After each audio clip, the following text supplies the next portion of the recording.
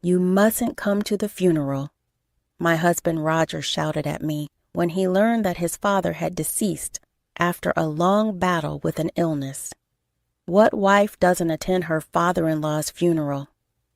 Despite my protest, Roger firmly refused, and I didn't understand why. On the day of the funeral, I sneaked in to observe, and there he was, seated with a woman I didn't recognize at the bereaved family's side. What on earth is going on? Who is that woman? I was shocked and confused, not understanding what was happening, but soon I would learn the shocking truth.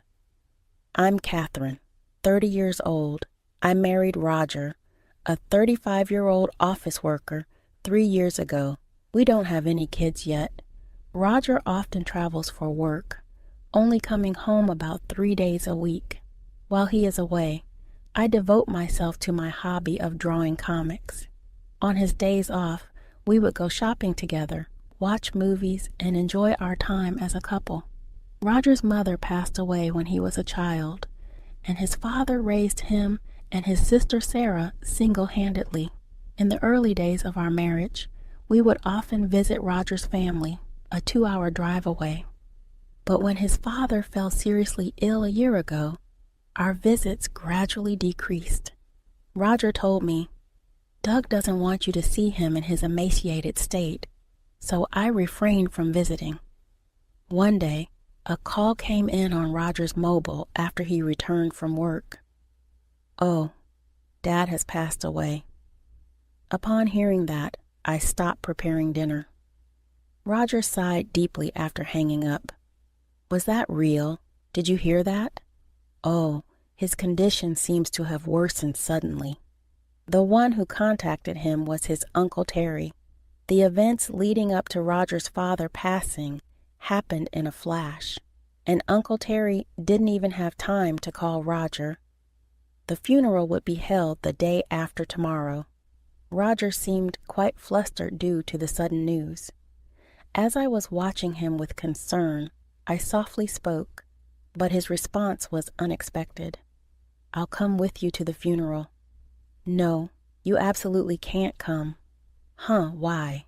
It's obvious that I should go, right?" "Shut up. Just listen to what I say and keep your mouth shut."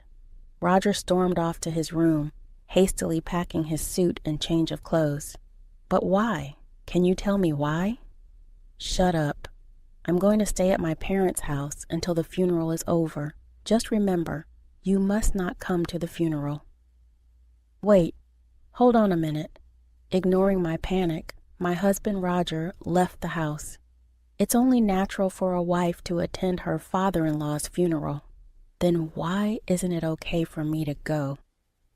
I was left feeling frustrated and confused. Unable to let it go, I decided to ask about the location of my father-in-law's funeral. I called my sister-in-law Sarah, whom I don't usually keep in touch with, but she seemed oddly distant. "How come you know about our father's death, Catherine?" I heard it from Roger. It's surprising that he has contacted you already." Sarah seemed really puzzled, and for some reason, our conversation wasn't aligning well. But I had no time to worry about that. Roger told me not to come, but I really wanted to attend the funeral. "I appreciate your sentiment, Catherine, but it might be best for you not to come." "Why? My father-in-law passed away, right? I want to say my final goodbye, please." After my persistent pleading, there was a moment of silence before she responded. "All right, but keep this a secret from Roger, okay?" Sarah gave me the location and time of the funeral, but she said, "Please arrive later than the start time and take a seat where you won't be noticed." I couldn't quite understand why I was being treated this way, but I was able to take bereavement leave from work and decided to go to the funeral. On the day of my father-in-law's funeral, as instructed by Sarah, I arrived a bit late at the funeral venue. To my surprise, there was an unfamiliar woman sitting next to my husband Roger in the seat of the chief mourner. "Who is she?" Why is she sitting next to my husband? In a state of confusion and not knowing what was going on, I quietly took a seat in the farthest row back. Then I overheard the people in the seat in front whispering, "Is that woman Roger's new wife, Lucy?" Poor Roger. His previous wife apparently handed him divorce papers and just left. I could hear voices whispering not only about Roger's new wife, but also about me. There were rumors speculating about me having an affair or being in debt. The shock was so great that I lost all strength, and my heart began to race. I never filed for divorce, and we've never even discussed separation. What does this remarriage mean? I couldn't catch up with the situation, but from the rumors, I understood that the woman sitting next to my husband was his new wife. She looked to be in her early 20s and occasionally caressed her belly, which was visibly swollen even under her loose funeral attire. When it was my turn to pay my respects, I stood up. In the previously quiet venue, murmurs started to buzz. She really had the nerve to show up. What an insensitive woman, I heard as I slowly approached the row where my husband was seated. When my husband Roger caught my eye, his face turned ashen, and he looked visibly shaken. But his new wife seemed oblivious to his distress. Having finished paying my respects at the funeral, I swiftly left the funeral home to head to the city hall, escaping his piercing gaze. There, I took out my copy of the family register where it was written, "Deregistration," indicating that our divorce had taken place 5 months ago. With my hands trembling in fury, my mind went blank. How could he dare to secretly file for divorce and remarry? I will never forget this. I gritted my teeth, resolved to take revenge on my husband. Even after a few days, Roger never returned home, nor was there any communication from him.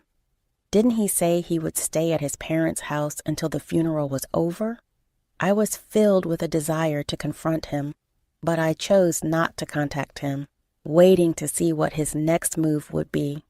Why on earth would he secretly file for divorce and remarry while living with me and keeping it a secret? There must be something else going on here. As I thought back on Roger's past actions, one by one, I noticed something and quickly switched on my computer. I remembered seeing him typing away at a blog on his computer in the middle of the night. Going through his history, I discovered a blog titled "Roger the Dragon King's Wild Diary." There were no pictures of Roger's face, but there were pictures of his car and our home, so I knew without a doubt that it was his. As I read each article he had posted, the details of what he had been planning were written out, and my body heated up with surging anger. Ah, that's it, I thought. With a brilliant scheme in mind to get back at Roger, I called my sister-in-law Sarah and another individual.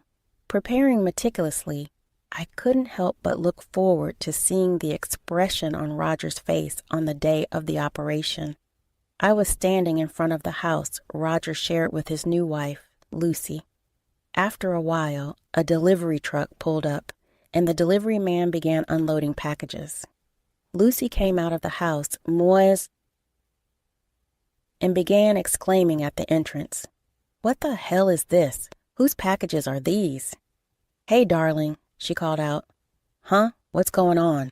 Called by Lucy, Roger emerged, his eyes bulging as he looked at the multitude of cardboard boxes that had been delivered. "Who's it from?" As he leaned in to see the sender's name, he abruptly began acting suspiciously, spreading his arms to hide the packages. Well, of course he would, I thought. After all, with the sender labeled as ex-wife, there was no way he could keep his cool. Seeing this, Lucy raised her voice. "Ex-wife? What do you mean by that? I've heard nothing about this." Roger didn't respond to her, but quickly paid the delivery fee of $200. When he did, he locked eyes with me, hiding in the shadows of a nearby lamppost.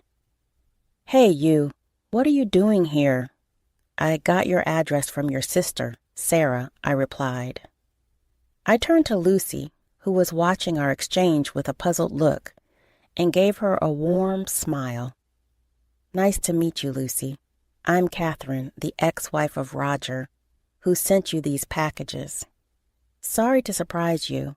He unilaterally filed for divorce 5 months ago without telling me.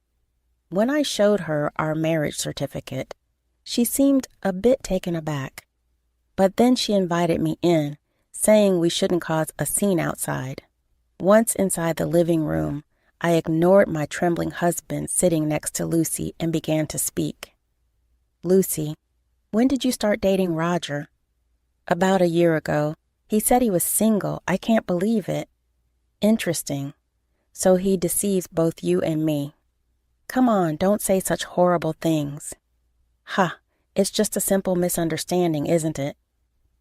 I was speechless at my husband's nonchalant laughter and his utter lack of remorse. "It's unacceptable that you filed for divorce without my consent. I'm suing you for $30,000 in alimony. You've been cheating, so it's only fair, right?" "Why? Why should I have to pay that?" While my husband was fuming with anger, Lucy, on the other hand, seemed quite calm. "Well, don't be so stingy. Just pay her, darling. After all, you're the boss, so $30,000 shouldn't be a big deal, right?" Hearing that, I couldn't help but burst out laughing. Lucy looked at me, puzzled by my reaction. "Who's the boss?" "Roger's been lying about that too, Lucy. He's just an ordinary office worker." "Who? What? Roger, what's going on?"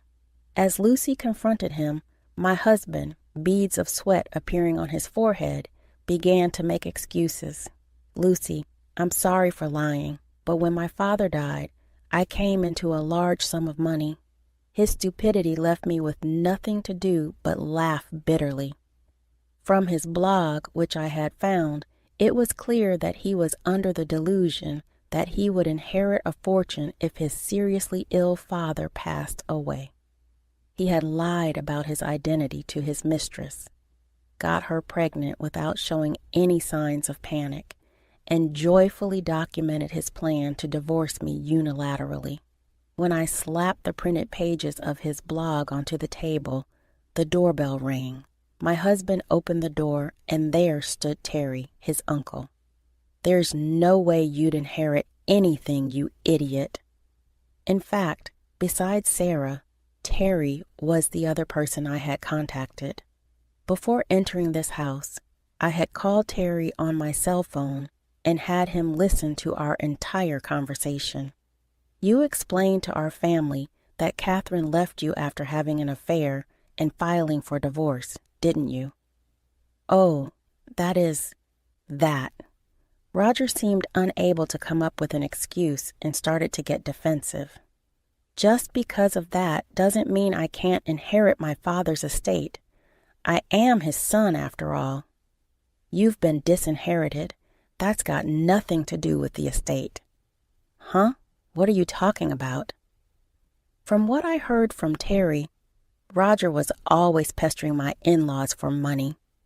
When my father-in-law rejected him, Roger would insult him and sometimes even resort to physical abuse.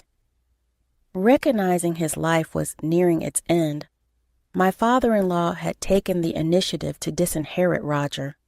"Hold on a minute. So you're saying I'm not getting a single cent? I've got debts because I was counting on my father's inheritance. What am I supposed to do?" "That's what you deserve," was all I could say. "If your father wanted you to become a responsible person, that's why he thought it'd be better not to give you any money. Don't you understand his feelings? So give me the inheritance and I'll become more responsible." The more Roger spoke, the more I was filled with disgust, and it seemed Lucy, his mistress, felt the same. "You told me you were a CEO. That's why I went with you. I've got no use for a poor man." "Lucy, please don't say that. Her baby's about to be born. With that, she let out a big sigh and shot a glare at him. I'll give birth and raise a child by myself. All I need from you is alimony and child support. Lucy, please forgive me. Roger began to sob, but I wasn't about to let him off the hook. You'll also have to pay me alimony. That's impossible. I don't have that kind of money. Oh, I got it. Catherine, let's give it another go. What? You had the audacity to file for divorce and now you're asking to remarry? Please, I'm begging you. You can work too. We can repay the debt together. Are you kidding me? Furious at Roger's selfishness, I yelled back, shaking him off my leg and leaving the house with Terry. Soon after, my ex-husband was served with divorce papers from Lucy, who was demanding $20,000 in alimony and $500 a month in child support.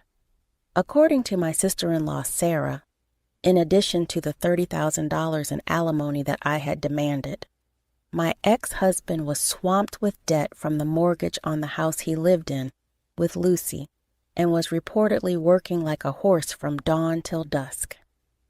Meanwhile, I was enjoying a carefree single life. Sarah, who used to be my sister-in-law, and I have become great friends. When she comes over to stay, we have a great time chatting. To top it off, a comic strip I drew based on my ex-husband's blog posts has received a phenomenal response on social media, and I'm going to publish it. Excitedly contemplating the title for the comic, I'm enjoying my